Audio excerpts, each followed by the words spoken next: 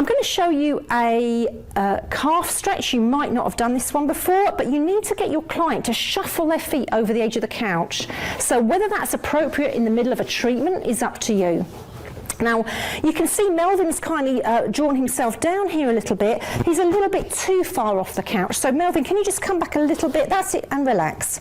So what you want is you want the foot to be able to dorsiflex, but you've got to check there are no clips or anything on the edge of the couch before you do the stretch.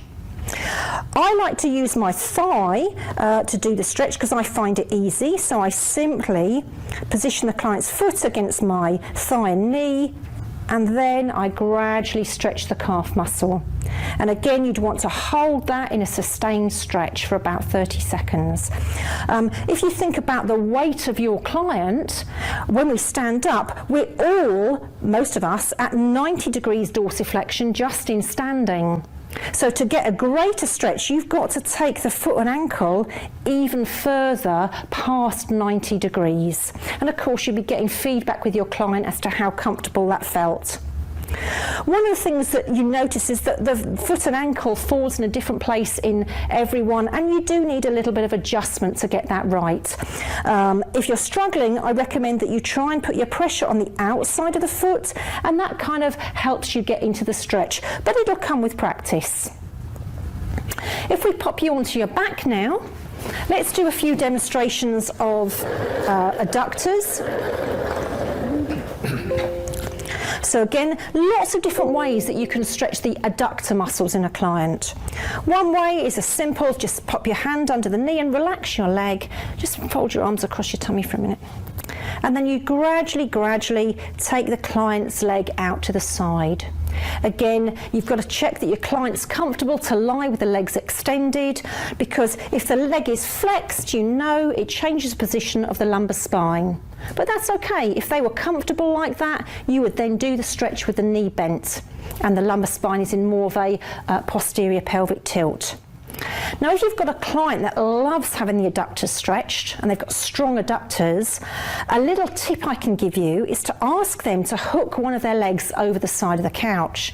So we're going to try this, Melvin. You might need to take your leg over to there. You okay like that? Mm-hmm. And I'm going to deliberately not put a towel because you're going to see what happens.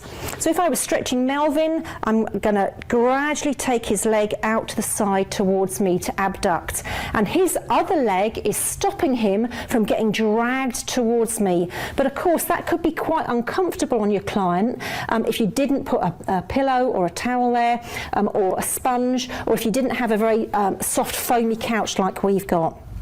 So just to demonstrate, if I was to go into the end of range with Melvin and he wanted me to keep stretching, all that would happen was he'd get pulled towards me, and at some point you'd lose the effectiveness of the stretch. So hooking the leg over the couch is one way to stretch those tissues.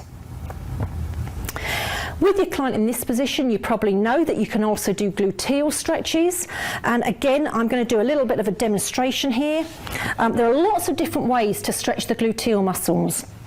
One thing I do is put my hand over the knee, and I put my hand, the palm, against the lateral malleoli, because again, I've seen this done with a client's foot being inverted, and you want to be careful not to encourage inversion. You want to put your hand on the lateral malleoli. Again, I leave the client with my elbow in against my waist, but that's entirely up to you. And here's a little tip. Rather than just trying to take the knee to the shoulder this way, or take the knee to the opposite shoulder that way, what you need to do is you need to get some rotation on first. So with the hip at 90 degrees, the knee at 90 degrees, get that rotation on first, feel what we call the end of range, and then we're going to take this whole structure over that way. So I'm taking the whole of the leg in that direction. So I would gradually stretch this way. Now, Melvin's got a good range in his hip. He's already got nice range here. If you were working with an older adult or someone who had stiff hips, you need to be quite cautious about how you start. You might decide that you're just going to stretch them this way to start with, and you might want to do some mobilization in addition to the stretching. By that I mean just repeated movements. Or you might just want to come in and out of this position before you start combining the two together.